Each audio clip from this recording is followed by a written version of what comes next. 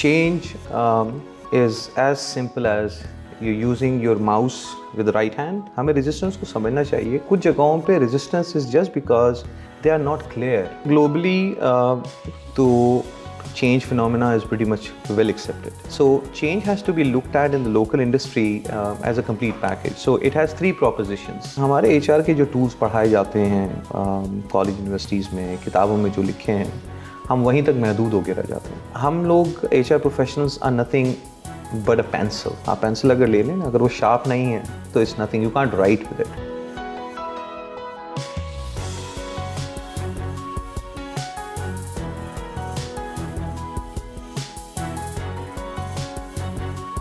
आउज़ बिल्लाहि मिनश शैतानिर रजीम बिस्मिल्लाहिर रहमानिर रहीम अल्लाहुम्मा सल्लि व सल्लिम अला सय्यिदिना मुहम्मदिन व आलिहि बिक़दरि हुस्निही व जमालिही व नूरिही व कमालिही. अस्सलाम वालेकुम दोस्तों, हसन रज़ा आज एक दफ़ा फिर आपकी खिदमत में हाजिर है. दोस्तों, अब तक की कॉपरेशन और अब तक की अप्रिसिएशन का बहुत बहुत शुक्रिया. दोस्तों, आज की जो हमारी एपिसोड है वो बहुत ही इंटरेस्टिंग है.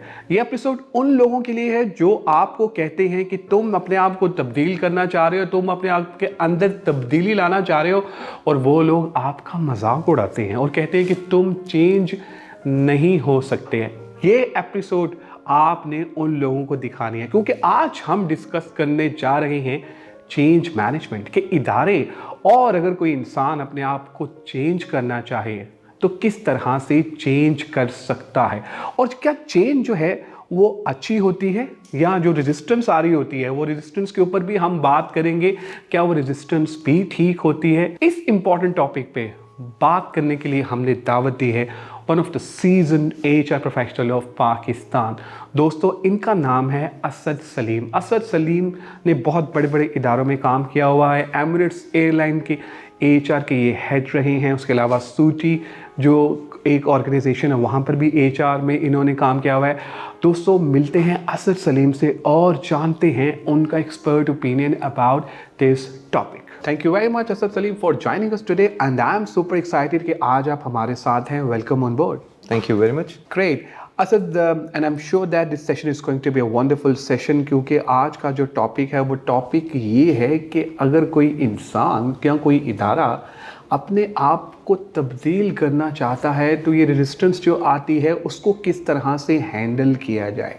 तो सबसे पहले would like to know about it that what is change and resistance. Change is as simple as you using your mouse with the right hand. You take your mouse and start using it with the left hand. That's the change.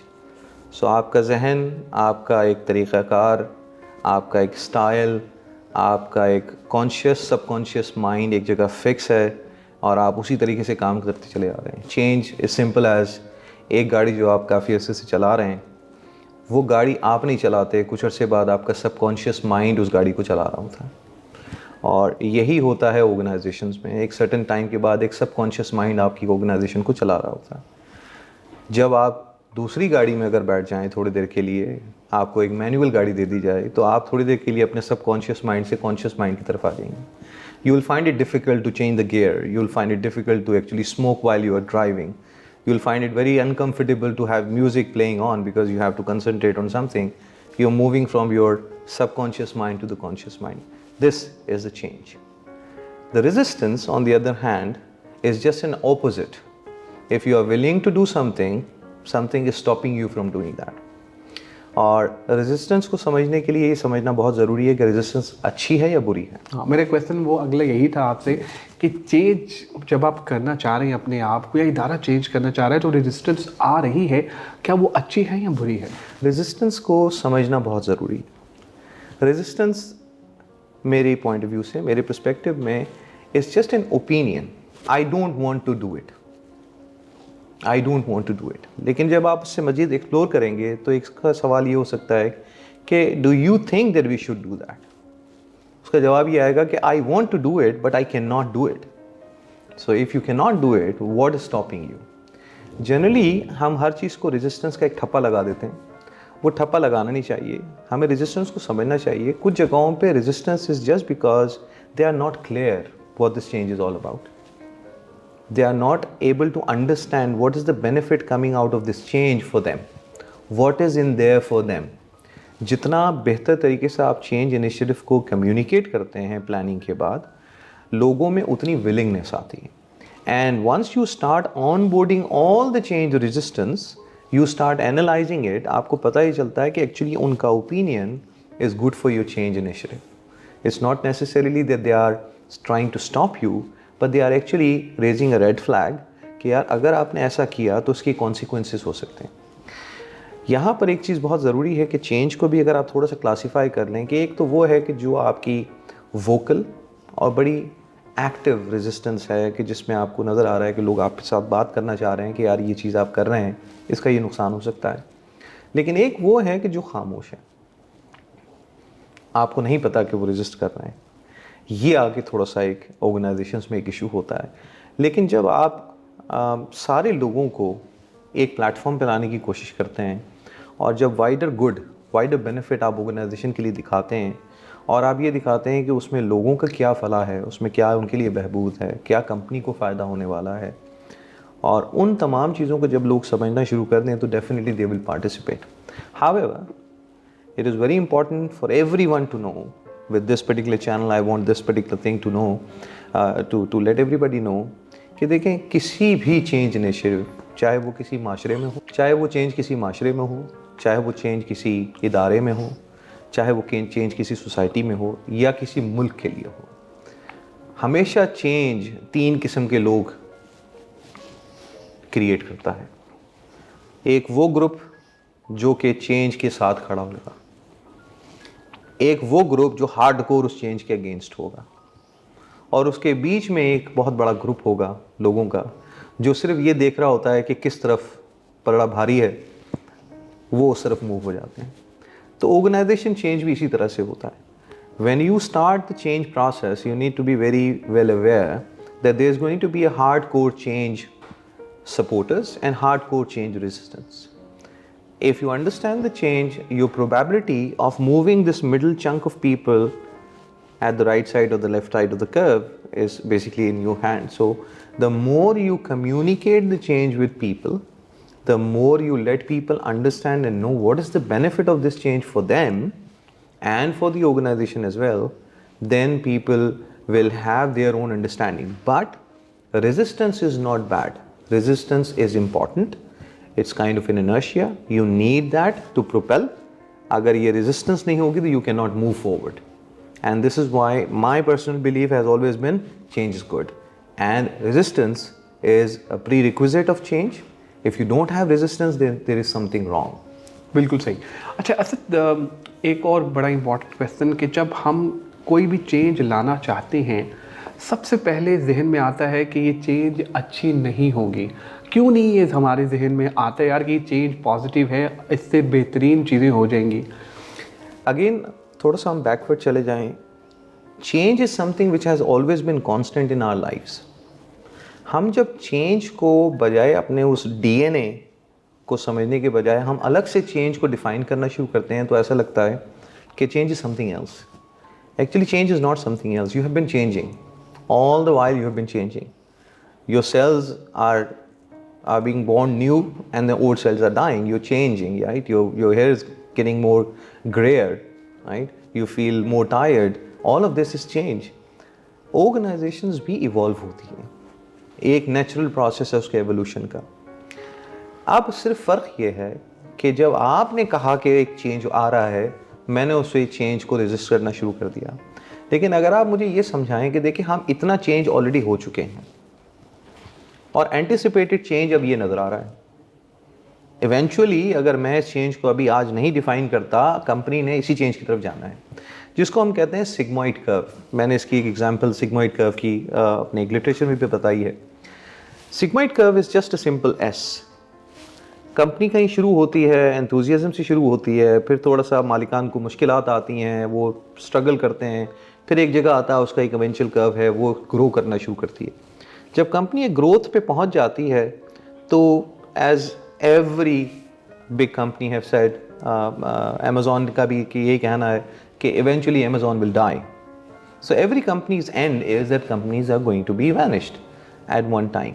But what these companies do, before their end, they identify that point when they have energy, when they have money, when they have power, they start a new curve, they change. So एक और curve बनता है, उसको कहते हैं sigmoid curve. Empty Raincoat is the name of the book, उसमें ये पूरा उन्होंने define किया. But the point is that if we are telling our people that eventual end is like this, Jeff Bezos ने कह दिया कि company is going to die. But how they are going to survive is that when they come up with new ideas, innovative ways of doing things, doing more with less, coming up with new products and services, that is where companies will create a new curve and then they move. So if you are willing to change something called, if you're willing to sell something called change in your organization, you have to start by saying that change is part of our DNA. It's there always. It's not something new. Asad, you're amazing and superb in the whole session. I mean, बहुत ज़बरदस्त contribution है आपकी. अब ज़रा हमें ये बताइएगा कि माशाल्लाह you're having experience globally भी काम किया, फिर locally भी काम किया. What is the main difference जब आप change management का process किसी इदारे में करना चाहते हैं, तो क्या किस किस्म की मुश्किलात globally आपको face करनी पड़ी और फिर locally? देखिए, globally तो change phenomena is pretty much well accepted.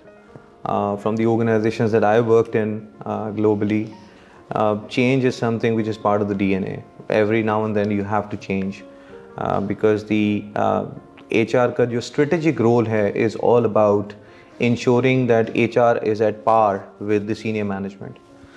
लेकिन जो local organizations हैं उसमें change is looked at from the money perspective more, and this is where you have to come up with the financial benefits of the change first, and then you move on to the other aspect.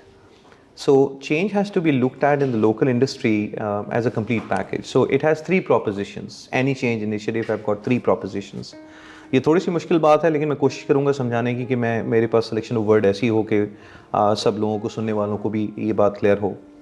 Change के 3 propositions हमें याद रखने चाहिए. एक change का proposition तो है आपका वैल्यू प्रोपोजिशन. वैल्यू से मुराद ये कि आप जो भी चेंज करें उसमें आपकी कंपनी के ब्रांड को, आपके पीपल ब्रांड को, आपकी प्रोडक्ट ब्रांड को उससे कुछ बूस्ट मिले. That is one change initiatives important thing. The second जो प्रोपोजिशन है वो आपका होता है फाइनेंशियल प्रोपोजिशन. कहीं से आपको उसका बेनिफिट मिलना चाहिए in terms of doing more with less और reducing the waste activities and saving some money out of it. और उसका तीसरा बहुत इंपॉर्टेंट प्रोपोजिशन होता है people proposition, that you bring your people to the next level. That's another change initiatives main core thing. So अगर आप globally और locally compare करना शुरू करें, प्रॉब्ली पाकिस्तान में multinational organisations might have understood this particular phenomena, that's why they are pretty rapid. But rest of the other industries, they have to understand that the proposition of change will be either all 3 or it's going to be one. But if you only look at one proposition of saving money, it might not be beneficial for the organization in longer run. और longer run के लिए हमेशा ये ज़हन में रखना चाहिए, जिसको मैं बहुत ज़्यादा propagate करने की कोशिश कर रहा हूँ पाकिस्तान में, is the systems thinking. Cutting one big elephant into 2 is not going to give you 2 elephants, it's going to give you a mess. So change triggers lot of small areas within an organization. So it's very important to come up with a change as a complete package, not just one proposition. बिल्कुल, rightly said. Wonderful contribution. अच्छा असद, एक और important question, क्योंकि आपका globally और locally जिस तरह मैंने पहले बताया एक्सपीरियंस रहा, तो बहुत सारे इंटरव्यूज़ आप अभी भी कह रहे हैं. So what do you think that कि जो हमारा यहाँ पाकिस्तान में कि there is a gap between corporate and academia, कि अब काफ़ी हद तक ठीक हो गया? जो मेरा अभी बहुत ही कम एक्सपीरियंस है पाकिस्तान में, अभी रिसेंटली ऑब्वियसली शुरू किया है, और जितने भी कंपनीज़ में मैंने जो प्रोजेक्ट किए हैं या जो मैं कर रहा हूँ इस वक्त भी, वहाँ पर एक बहुत बड़ा फंडामेंटल इशू जिसको मैं इशू कह रहा हूँ, वो ये है कि हमारे एचआर के जो टूल्स पढ़ाए जाते हैं कॉलेज यूनिवर्सिटीज़ में, किताबों में जो लिखे हैं, हम वहीं तक महदूद होकर रह जाते हैं. एक अच्छा डॉक्टर जो कि स्पेशलिस्ट होता है, वो अपने आप को कॉन्स्टेंटली अपग्रेडेड रखता है सर्टिफिकेशंस के साथ, वो अपने आप को अपग्रेडेड रखता है न्यू रिसर्च रिपोर्ट के साथ. नए नए सेमिनार्स अटेंड करता है जिसमें रिसर्च पेपर्स लोग सबमिट करते हैं. So the only purpose of those consultants, specialist doctors का, कि वो अपनी नॉलेज को इन्हांस करें. मैं किसी को कल समझा रहा था कि हम लोग HR professionals are nothing but a pencil. आप पेंसिल अगर ले लें ना, अगर वो शार्प नहीं है तो it's nothing, you can't write with it, right. To be able to write beautifully आपको उस पेंसिल को शार्प करना पड़ता है, और ये एक्टिविटी आप बार बार करते हैं क्योंकि आपने उससे लिखना है. तो हम एक पेंसिल हैं जैसे शार्पनर की ज़रूरत रहती है, और हमारे लिए वो शार्पनर रिसर्च रिपोर्ट्स हैं, वो बुक्स हैं. ये गोरे जो सारा दिन बैठ के रिसर्च करते हैं और एक एक टॉपिक के ऊपर उनके हज़ारों रिसर्च पेपर्स अवेलेबल हैं जिनको मैं पढ़ के और लोगों को ये समझाने की कोशिश करता हूँ कि क्या हो रहा है या क्या होना चाहिए. So they are not crazy, they are not wasting their money, they are doing it because they believe that this is the right thing.